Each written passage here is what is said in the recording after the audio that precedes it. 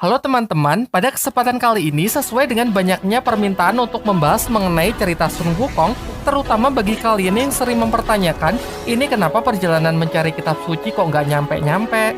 Why? Menjawab hal itu, film animasi yang berjudul Perjalanan ke Barat bertajuk Selamat Tinggal Sun Wukong akan saya bahas dalam 15 menit ke depan. Benang merahnya menceritakan peristiwa yang terjadi pasca Sun Wukong berhasil mendapatkan kitab suci yang justru dikhianati oleh Kaisar Langit. Tanpa berlama-lama langsung saja ke ceritanya.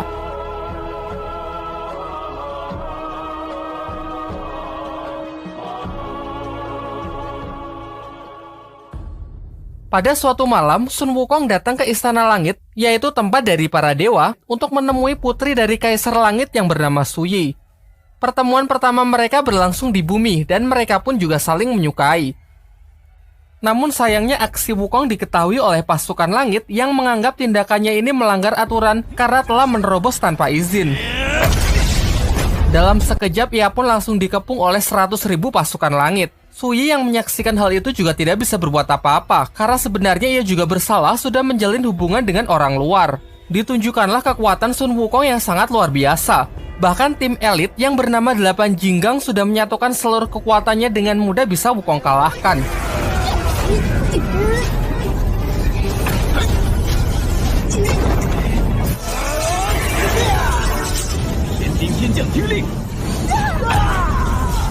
Tidak berhenti sampai di sana, seluruh pasukan pun merapat, menciptakan sebuah sangkar dengan pertahanan terkuatnya untuk membatasi gerakan Sun Wukong. Tetapi kekuatan dari Wukong masih saja menggila. Ia pun melepas ratusan duplikatnya dan menghancurkan pertahanan itu baik dari luar maupun dari dalam. Sampai pada akhirnya, Panglima tertinggi Kerajaan Langit, yaitu Dewa Erlang menghantamkan tombak api untuk menyapu bersih Bunsin milik Sun Wukong. Pertarungan yang maha dahsyat antara dewa terkuat melawan sang kera sakti pun tak terhindarkan yang menggetarkan langit dan bumi.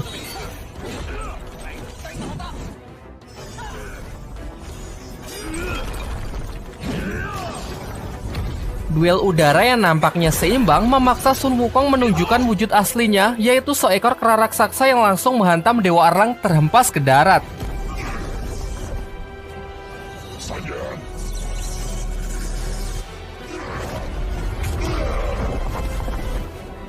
Tak ingin kalah, sang dewa pun juga mengeluarkan kekuatan maksimalnya dengan menggunakan tombak api yang mampu memborbardir tempat itu. Serangan itu nyaris mengenai Su Yi yang tak jauh dari pertarungan mereka. Beruntung Sun Wukong masih sempat berbalik untuk membawanya ke tempat yang lebih aman dan meminta Su Yi menunggunya sampai semuanya berakhir.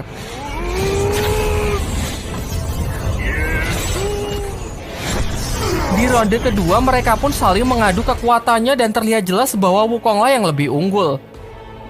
Namun ini semua masih jauh dari kemenangannya. Secara mengejutkan, dari langit muncul cahaya keemasan yang menyerupai sebuah telapak tangan raksasa.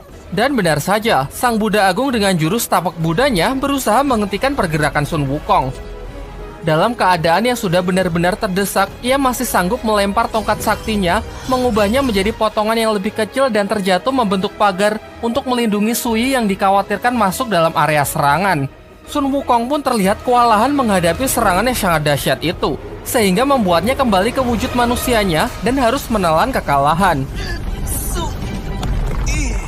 Akibat dinyatakan bersalah karena menjalin hubungan dengan bangsa dewa, menerobos Istana Langit, dan membuat kekacauan, Sun Wukong pun disegel di sebuah gunung yang bernama Gunung Lima Jari. Sampai pada suatu hari ada salah satu dewa yang mengunjunginya yang bernama Dewa Rulai. Dewa Rulai pun memulai percakapan dengan mengatakan kalau ia adalah guru dari Su Yi, sekaligus dewa yang melepaskan jurus tapak Buddha sebelumnya. Tujuannya datang ke sini hanya untuk mengajak Wukong bermain catur sambil menceritakan asal-usulnya bisa sampai di Istana Langit. Namun, Sun Wukong yang emosi menolak tawaran baiknya dan justru melancarkan serangannya untuk membunuh Dewa Rulai.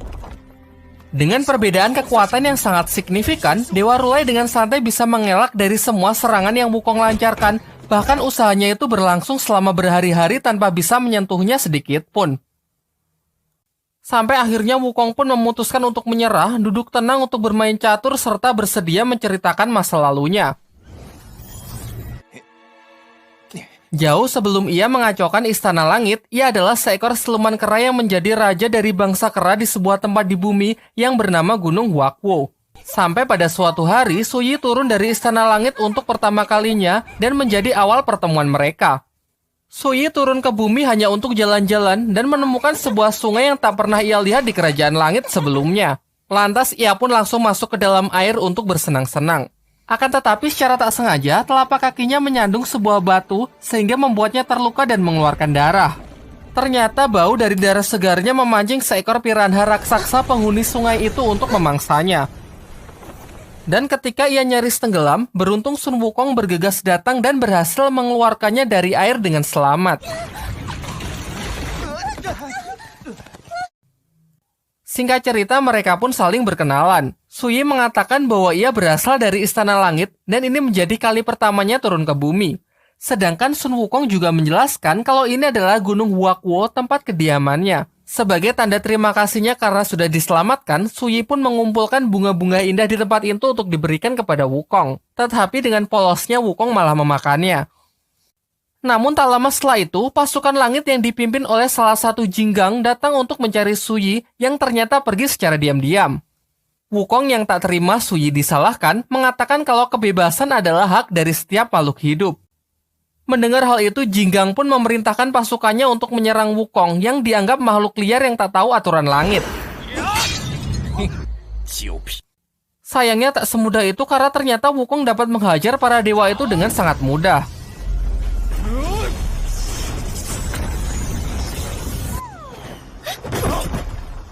Suyi pun lantas segera merelai mereka dan bersedia ikut kembali ke Istana Langit untuk menyudahi perkelahian mereka. Kini di hadapan Dewa Rulai, Wukong pun mengaku bahwa membiarkan Suyi pergi pada waktu itu adalah penyesalan terbesarnya. Lanjut ke ceritanya, sejak pertemuan pertama mereka, Suyi sering sembunyi-sembunyi turun ke bumi hanya untuk menemui dan bermain bersama Sun Wukong. Banyak waktu mereka habiskan bersama untuk berkeliling menikmati pemandangan di Gunung Wakwo. Wukong juga mengajak Suyi masuk ke dalam sebuah gua yang merupakan tempat terindah di sana. Ia menceritakan sewaktu kecil ia sering sekali bermain di tempat ini.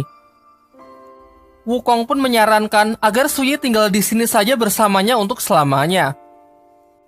Namun Suyi menjelaskan bahwa ia dilahirkan di Istana Langit. Ia tidak punya pilihan karena sudah menjadi takdirnya untuk tetap tinggal di sana. Suyi juga mengatakan kalau ia sangat menghormati ayahnya yang mengemban tugas mulia untuk menjaga cahaya kehidupan di dunia. Ia berharap suatu hari nanti Sun Wukong juga bisa menjadi dewa yang hebat untuk turun menjaga keadilan dan menegakkan kebenaran. Terakhir, Suyi memberikan bulu ekor pertama yang jatuh dari Langpao, hewan suci peliharaannya yang merupakan lambang dari perdamaian.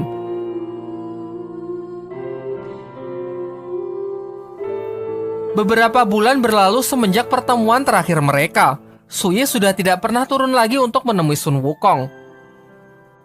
Hal ini membuatnya cemas sehingga memutuskan untuk pergi mencarinya ke Istana Langit.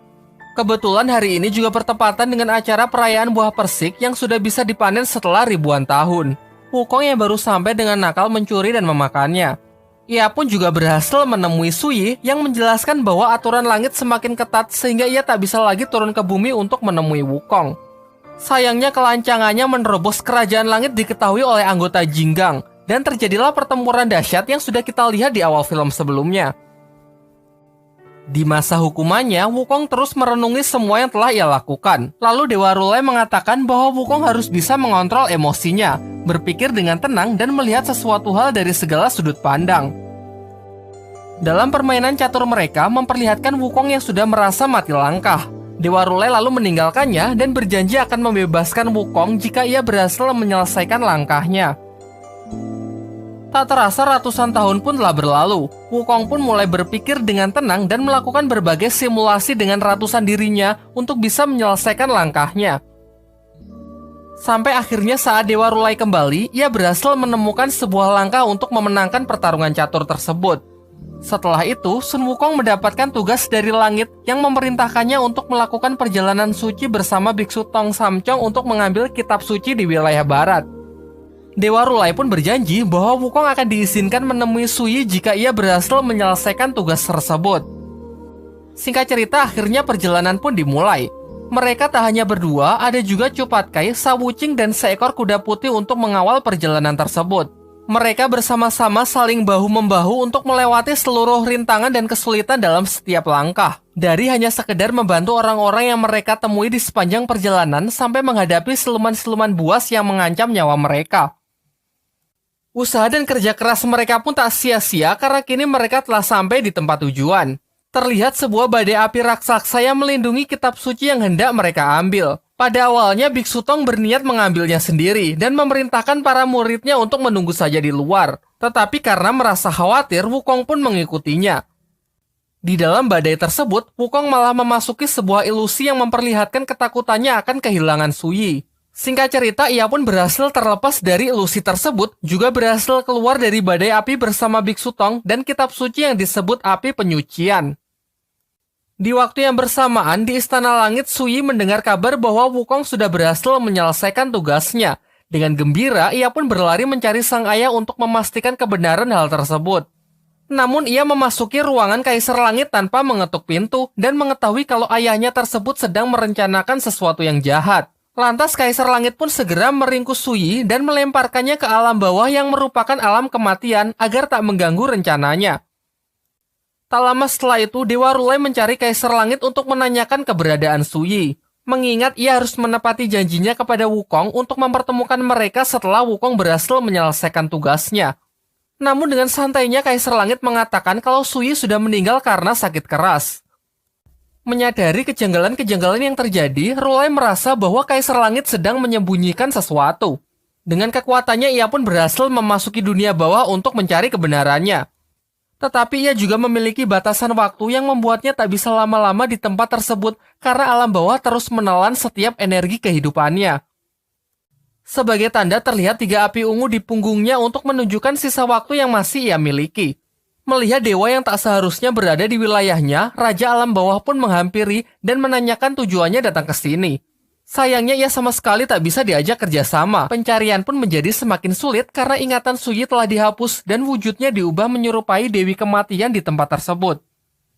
Sementara itu, rombongan Wukong dalam perjalanan ke Istana Langit untuk menyelesaikan tugasnya menyerahkan api penyucian kepada Kaisar Langit. Namun di sepanjang perjalanan, mimpi-mimpi aneh terus menghantui Wukong. Di dalam mimpinya, api penyucian terus memanggil-manggilnya dan mengatakan jika api penyucian diserahkan ke Kaisar Langit, maka akan terjadi bencana.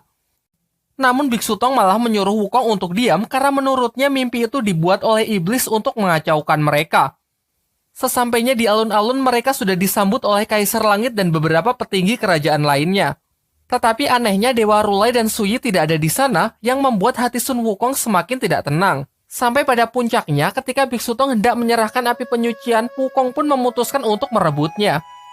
Sesuai dengan janji yang telah dikatakan sebelumnya, ia hanya akan menyelesaikan tugasnya jika dipertemukan dengan Suyi. Akan tetapi Kaisar Langit malah mengatakan bahwa Wukong sama sekali tidak memiliki kapasitas untuk bisa bernegosiasi. Ia justru memerintahkan orang-orangnya untuk merebut api penyucian itu dari tangan Wukong secara paksa. Setelah yakin kalau ada sesuatu yang tidak beres, Wukong pun menyimpan api penyucian tersebut ke dalam dirinya. Hal ini jelas membuat Kaisar Langit sangat murka. Ia lantas memberikan perintah kepada Dewa Erlang untuk segera meringkus siluman tersebut. Pertarungan pun tak terhindarkan. Mereka pun saling mengadu senjatanya yang memperlihatkan kekuatan mereka yang seimbang.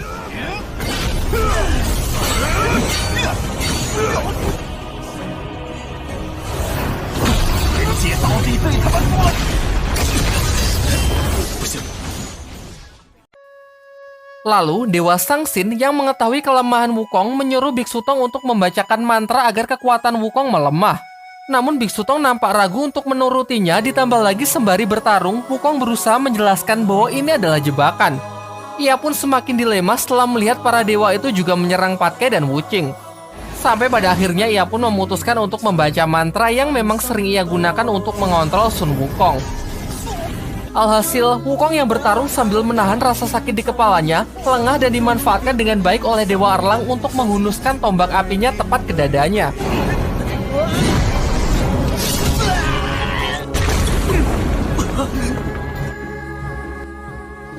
Hal ini membuat Sun Wukong terbunuh, meninggalkan api penyucian yang sudah terlepas dari tubuhnya. Terlihat dari kejauhan, tragedi ini juga disaksikan oleh Dewa Rula yang sama sekali tidak bisa membantu karena terikat dengan aturan langit. Meskipun jasadnya sudah mati, jiwa Sun Wukong yang dirasa masih sangat kuat disegel jauh di dalam samudera.